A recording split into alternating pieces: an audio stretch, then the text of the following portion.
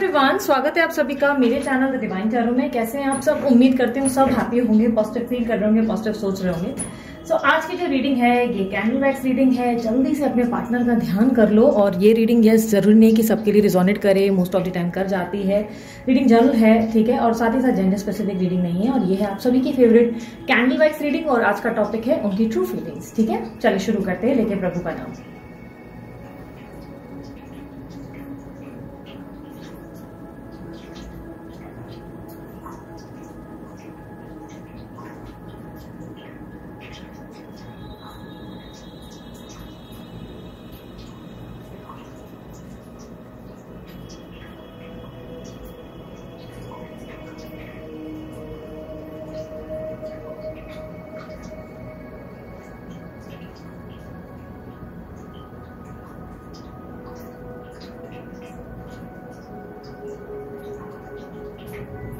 जिस रिलेशनशिप में आप हो वहां पे हो सकता है कि आपके पार्टनर या तो नो कॉन्टैक्ट सिचुएशन में है या तो कोल्ड बिहेवियर दे रहे हैं, यानी कि ज्यादा बात नहीं कर रहे या ज्यादा अपने काम में व्यस्त रहते हैं। ऐसी एनर्जी दिखाई दे रही है जहां पे एक्सप्रेस नहीं दिखाई दे रहा है कि एक्सप्रेस नहीं कर रहे ज्यादा। कहीं ना कहीं उनकी ट्रू फीलिंग्स में ऐसा दिखाई दे रहा है कि ये व्यक्ति जो है किसी व्यक्ति से आपके बारे में बात कर रहे थे और ये करीबन 2 घंटे पहले की बात है। 2 घंटे पहले ये व्यक्ति किसी और से आपके बारे में बात कर रहे थे और बहुत ही पॉजिटिव बातें कर रहे थे। नेगेटिव मुझे नहीं दिखाई दे रहा। नेगेटिव में अगर मैं कहूं कि नेगेटिव क्या बोल रहे थे तो सिर्फ एक ही शब्द था कि यार थोड़ी सी नासमझ है या थोड़े से नासमझ है, मतलब थोड़ा सा इमेच्योर आपको बोल रहे हैं। बाकी ओवरऑल आपके बारे में अच्छी बातें ही होते हुए नजर आ रहे हैं कि यार क्या करूं, आई लिटरली लव हर, या मैं उसको बहुत पसंद करता हूँ, मैं उससे प्यार करता हूँ, मेरे को ये रिश्ता बहुत बहुत ज्यादा इंपॉर्टेंट लगता है। बट यार वो थोड़ी सी समझदार नहीं है या इमेच्योर है, यार वो सुन नहीं रही है या वो अपनी मन की कर रही है। इस तरीके की एनर्जी जहां पर वो आपको लेकर ऐसा कह रहे हैं कि यार आप नहीं समझ रहे हो, आप समझदार नहीं हो या आप मैच्योरिटी नहीं दिखा रहे हो, जिसपे ऐसा लग रहा है जैसे वो डेस्परेटली आपको मिस बहुत कर रहे हैं। क्योंकि किसी व्यक्ति से बार बार ये कह रहे हैं यार मैं उसको याद करता हूँ या मैं उसको बहुत मिस करती हूँ, बट प्रॉब्लम ये है कि यार वो समझ नहीं रहे, उनको समझना नहीं आ रहा है, उनको अंडरस्टैंडिंग दिखानी पड़ेगी या उनको थोड़ा सा एडजस्ट करना चाहिए, वो सुन नहीं रहे। तो सामने वाला जैसे कोई व्यक्ति भी बोल रहा है हाँ हाँ तू ठीक बोल रहा है या ठीक बोल रही है, इसी तरीके की एनर्जी है। इनको ये भी लगता है कि आपको किसी प्रकार की गलतफहमी हुई है इस व्यक्ति को लेकर, यानी कि कोई आपका या तो ब्रेन वॉश कर रहा है, कोई आपका दिमाग खराब कर रहा है। क्योंकि पहले आप बेसिकली ऐसे नहीं हुआ करते थे। आप पहले कभी भी इनको एटीट्यूड नहीं देते थे या किसी तरीके का सवाल नहीं करते थे। जो जैसा चल रहा था उसमें बहुत खुश थे, हैप्पी थे। इस व्यक्ति के साथ आप बहुत ज्यादा हैप्पी रहे हो और कहीं ना कहीं आपने इनको एक तरीके की वो वाइब दी है जहां पर आप इनको कंप्लीट करते हुए नजर आ रहे हो। ऐसा दिखाई दे रहा है कि कंप्लीट आपने इस व्यक्ति को किया है। बट पिछले कुछ टाइम से जैसे इनको लग रहा है कि आपको जैसे किसी ने या तो भड़का दिया है या अचानक से आपको जो है कुछ हो गया है जिसके कारण आप इस व्यक्ति के बिल्कुल अगेंस्ट चले गए हो और उनके आसपास के लोगों पे भी आप बहुत नाराज रहते हो।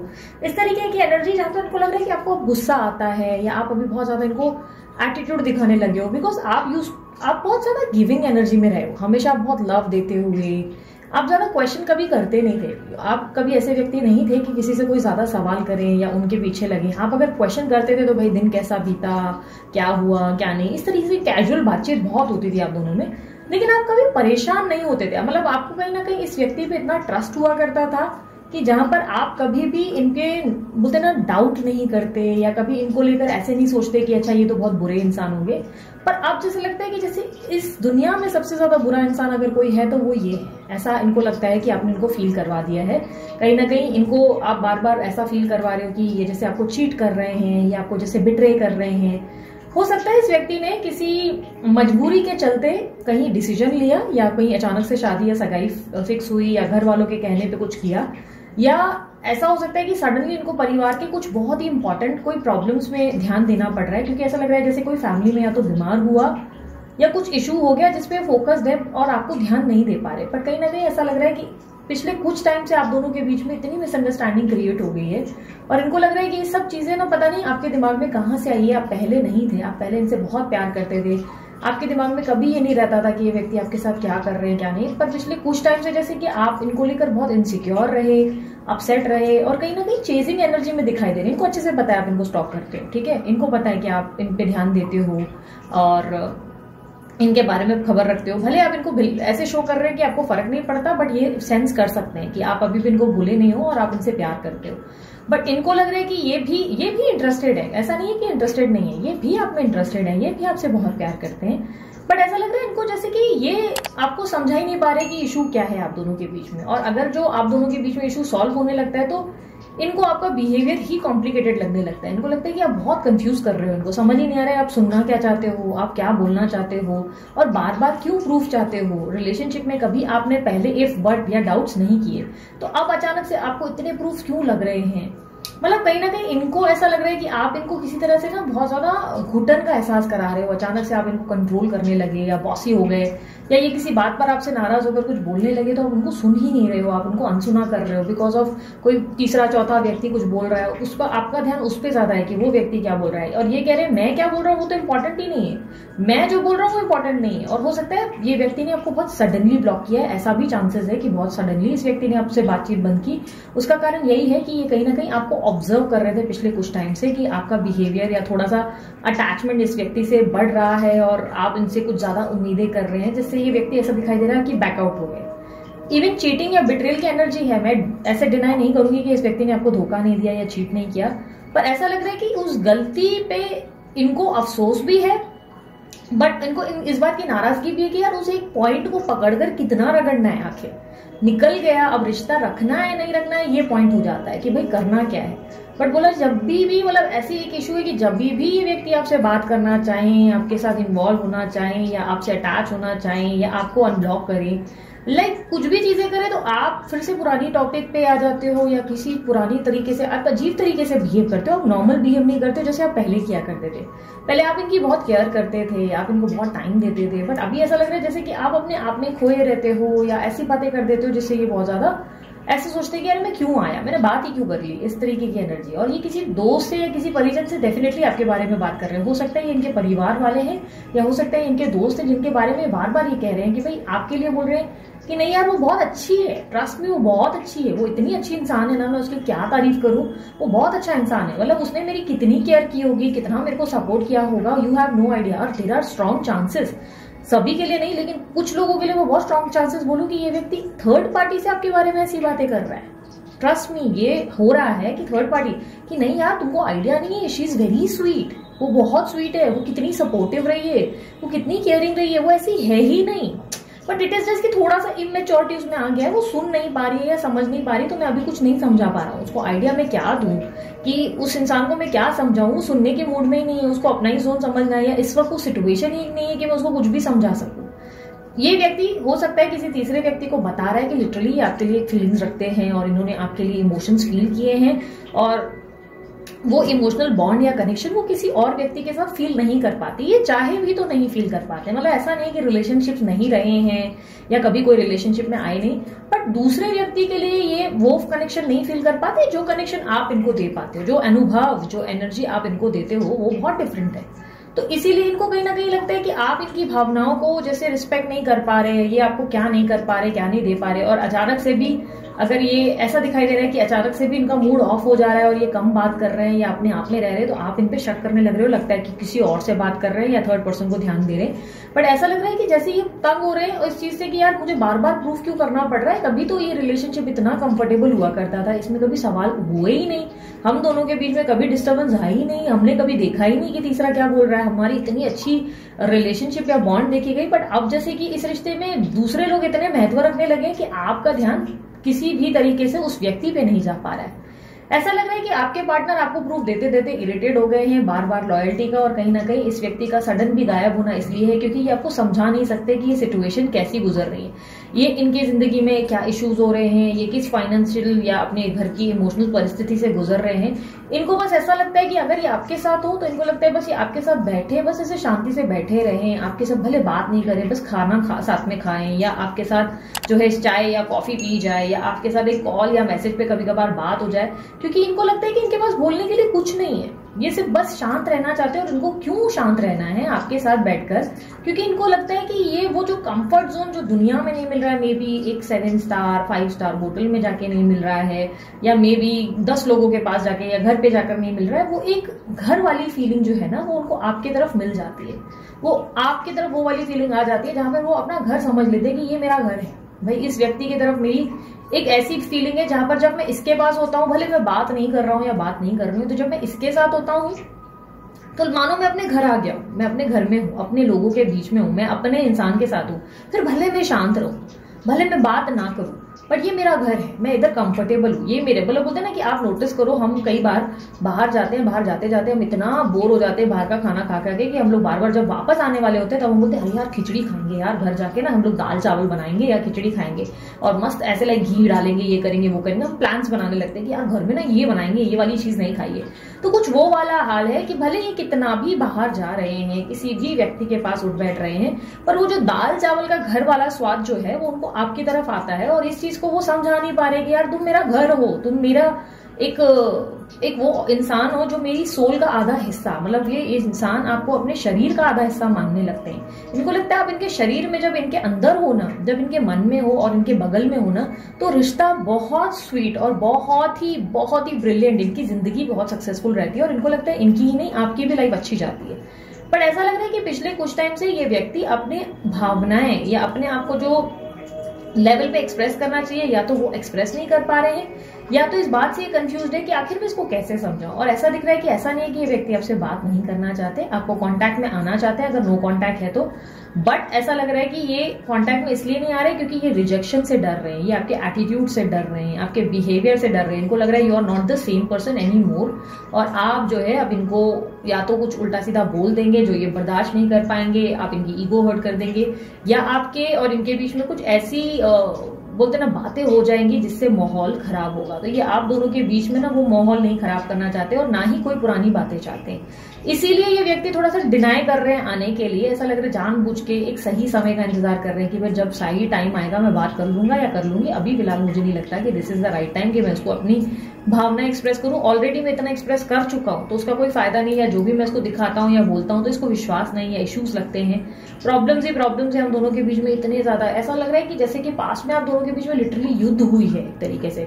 ये युद्ध मन ही मन हुई है या तो आप दोनों के बीच में या बहुत लोगों की इन्वॉल्वमेंट से हुई है, लाइक एक दूसरे को जैसे कहीं ना कहीं गिराना पड़ गया। लेकिन आज भी इस चीज से संतुष्ट नहीं है कि उस लेवल पे वो बात आई भी क्योंकि हम दोनों को एक दूसरे के लेवल में नीचे आना पड़ा। कहीं ना कहीं हो सकता है आप साथ काम करते थे तो वहां दिक्कत आई एक दूसरे के बीच, या थर्ड पार्टी को कुछ आइडिया लगी जिसके कारण उनको और आपके बीच में वो कहा सुनी हो गई, या हो सकता है कि इनके घर की शादी कहीं फिक्स हो गई इनके यहाँ, तो ये आपको एक्सप्लेन नहीं कर पाए कि ये वहां क्यों कर रहे हैं मैरिज, और आप नाराज हो गए एकदम से। क्योंकि ऐसा दिख रहा है कि एक दूसरे के प्रति जो आप लोग दोनों के बीच में गिले शिकवे हैं उस चीज को लेकर ये भी बहुत परेशान है। इनको भी लगता है कि अरे यार वो चीजें ठीक करे तो कैसे करें, बात ही नहीं हो पा रही है, वो वाला कनेक्शन ही नहीं बन पा रहा है, वो वाला बॉन्ड ही नहीं बन पा रहा है। पहले की बात अलग थी, पहले अंडरस्टैंडिंग थे। अब अगर इनके लिए मैं थोड़ा सा भी ध्यान यहाँ से वहां कर दूं तो ये एकदम बच्चों जैसा बिहेवियर करते हैं कि अच्छा लगता है कहीं और बिजी है, मुझे ध्यान, मतलब ये अपने रिश्ते को लेकर ही डाउट में रहने लगे हैं, ऐसा इनको लगने लगा। और इनको लग रहा है इस सब के पीछे आपको कोई भड़काता है, मे बी आपके फैमिली के लोग या मे बी आपके दोस्त या मे बी आपके आसपास के लोग आपको कोई भड़का रहा है, या आप किसी गलत लोगों के चक्कर में पड़ गए हो जो लोग आपको बार बार ये याद दिला रहे हैं कि इंसान सही नहीं है। इस तरीके की एनर्जी जिससे ये बहुत ज्यादा परेशान हो चुके हैं और उनको लग रहा है कि क्या यार साबित क्या करूं, ये इंसान तो उसी की सुनने में लगे हुए है और या इसको उधर ही ध्यान देना है। ऐसा दिख रहा है ये व्यक्ति आपके मूड स्विंग से भी थोड़े से परेशान है। इनको लगता है कि आपको मूड स्विंग्स बहुत आते हैं और चांसेस है कि इस व्यक्ति का प्रॉब्लम ये है कि ये गलतियां भी करते हैं, सॉरी फील करते हैं, बट ये सॉरी बोलते नहीं है, ज्यादा एक्सप्रेस नहीं करते। और प्रॉब्लम ये भी दिख रही है कि हो सकता है, सभी के लिए नहीं, पर हो सकता है आपके पार्टनर किसी तरीके का नशा आदि का उपयोग करते हैं, एडिक्शन है, ड्रग्स या ड्रिंकिंग की हैबिट बहुत ज्यादा है जिसमें एग्रेसिव हो जाते हैं और ये गलती महसूस करते हैं और बाद में ये सोचते हैं कि यार मैंने गलती करी तो यार अब इस चीज को लेट गो करो ना, ठीक है ना, मैं अभी इस चीज को फील कर सकता हूँ, उस बात को रगड़ना क्यों है, उस चीज को लेट गो करो। जो चीज मेरे भाई तुम मेरे को बदलो मत, मैं जैसा हूँ मुझे एक्सेप्ट करो कि भाई जैसी है, मैं ऐसा तो नहीं मैं शुरू से अलग था या अभी चेंज जाके हुआ, मैं तो शुरू से ही ऐसा था, तो एक्सेप्ट इट, अदरवाइज जाने दो, अपनी अपनी जिंदगी में खुशी रहते हैं। इस तरीके की एनर्जी ये व्यक्ति आपके साथ रहना जरूर चाहते हैं, बट इट इज लाइक ऐसा लगता है कि इनको गलती का एहसास भी है,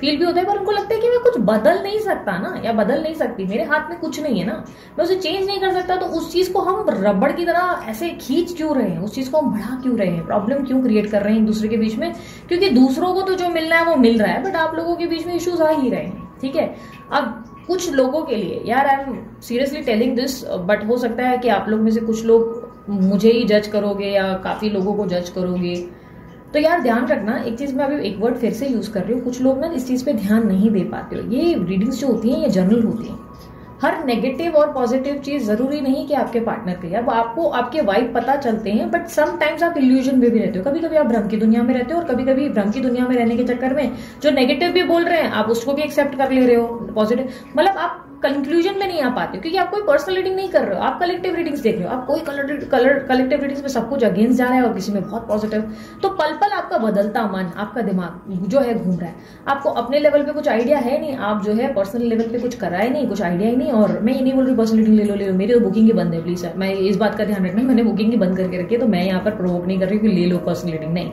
उल्टा हमारी तो जनवरी में लगभग हम मिड में या बाद में लास्ट में शुरू करेंगे, बट अभी जब तक आपको पता नहीं तो जज करना बंद करो। मैं ये क्यों बोल रही हूँ, क्योंकि चांसेस हैं कि आप किसी टैरो रीडर से या कहीं से कंसल्ट कराए हो, या किसी एस्ट्रोलॉजर या किसी पंडित के पास गए हो सकता है कि उस व्यक्ति ने आपको बहुत सारी नेगेटिव पॉइंट्स बता दी है इस व्यक्ति के रिलेटेड, जिसमें आप इनकी पॉजिटिविटी को देख ही नहीं पा रहे हो, ऐसा हो सकता है।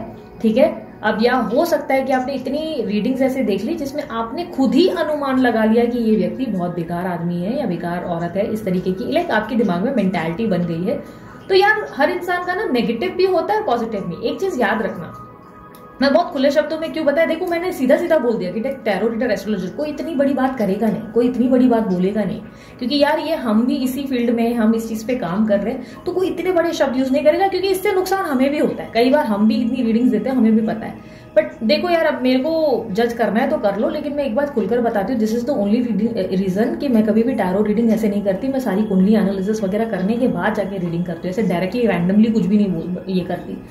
मैं अभी साइंस भी बता रही हूँ, रुको मैं आती हूँ। तो लाइक इस तरह से हम लोग चेक करके करते हैं। तो किसी से पर्सनल रीडिंग लो अगर आपको पता नहीं, लेकिन अलग अलग अन्य लोगों से, अनगिनत लोगों से रीडिंग्स लेना बंद करो कि भाई इसको भी पकड़ू, इसको भी पकड़ू, ये भाई इसने अलग बोला। क्योंकि मेरे पास बहुत ऐसे लोग आते हैं जो मेरे को बोलते हैं दीदी मैं ना यहाँ पर भी गई, वहां पे भी गई, इसको भी गया, इससे भी क्रिस्टल। आप कर क्या रहे हो? आप इतनी एनर्जीज एक्सचेंज कर रहे हो, आपको क्लैरिटी मिलेगी ही नहीं, आपको पता चलेगा ही नहीं आपको क्या चाहिए, आपकी लाइफ में क्या होना है क्या नहीं होना है। अलग अलग लोगों से अलग अलग भावनाएं बता रहे हो, कौन एक्सपर्ट है, कौन एक्सपीरियंस है, आपको क्या पता, आपको किस चीज का नॉलेज है, आपको पता है कि सामने वाले व्यक्ति का कितना एक्सपीरियंस होगा, कितना नॉलेज होगा।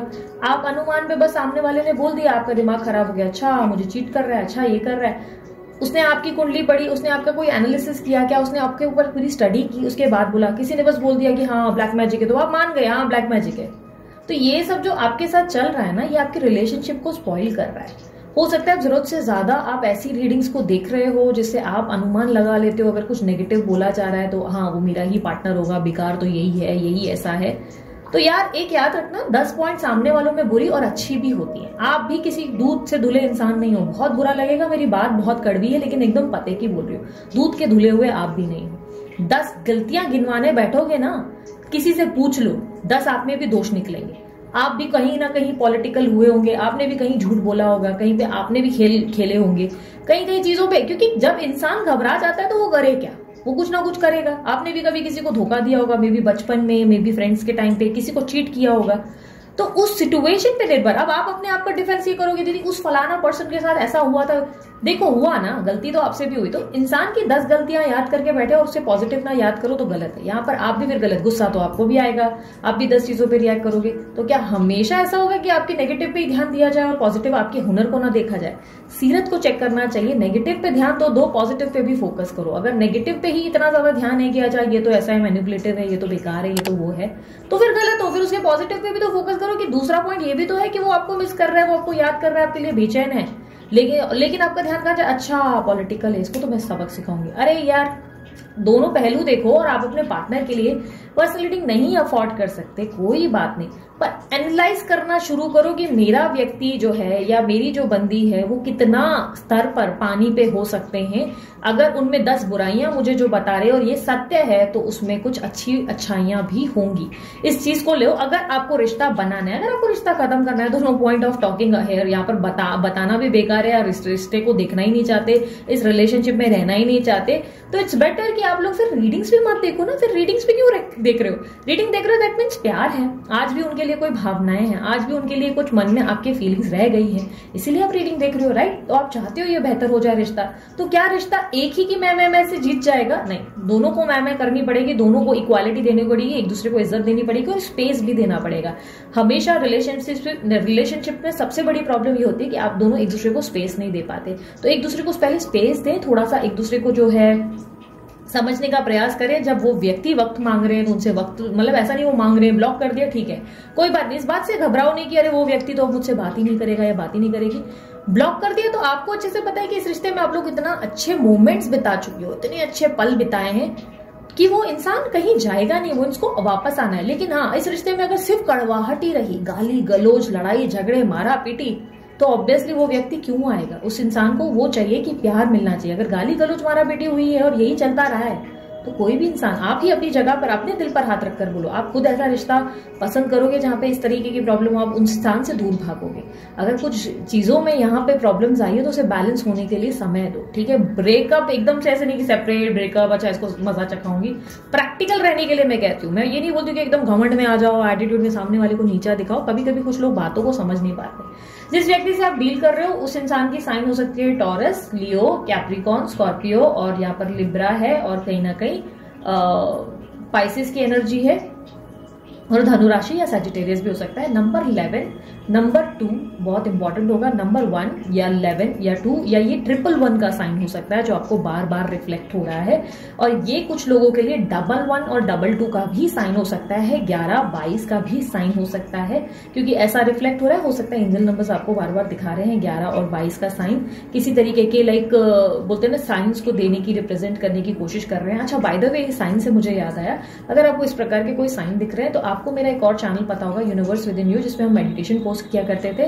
वो मेडिटेशन में हम लोग डेफिनेटली वहां पे पोस्ट करेंगे। कुछ वापस से चीजें हम लोग रिवाइज कर रहे हैं, वहां पे चीजें चेंजेस कर रहे हैं। न्यू ईयर में आपको देखने को मिलेंगी कुछ नए मेडिटेशन, नए प्लेटफॉर्म, और उसमें ही हम एंजल नंबर्स के बारे में भी डिस्कस करने वाले हैं। जो एंजल नंबर्स आप लोगों को दिखते हैं उसका असल मायने में अर्थ क्या है, क्योंकि लोग अक्सर हर एंजल नंबर के लिए यही बोल रहे हैं कि हाँ ब्लेसिंग है, भगवान कुछ बोल रहा है, कुछ ला रहा है आपके जीवन में, रिकंसिलेशन हो रहा है, रियूनियन हो रहा है, सब है। नहीं, सारे नंबर्स उसके लिए नहीं होते। कुछ नंबर्स आपको कुछ गाइड कर रहे हैं और आपको बता रहे हैं। फॉर एन एग्जाम्पल, कुछ नंबर्स आपको गाइड करते हैं, भाई घर ले लो, ये टाइम आ गया है, या ये समय आ गया है जहाँ पे तुम्हें घूमने जाना चाहिए, ये समय आ गया, इस दोस्त पे विश्वास करो, ही विल हेल्प यू, या ये समय। ये नंबर्स से पहचान होती है। तो ये नंबर्स को कैसे पहचाने या कैसे हमें जो है अपने नंबर्स की मीनिंग पता होनी चाहिए, वो मैं उसमें डिस्कस करने वाली हूँ यूनिवर्स विद इन यू के चैनल में।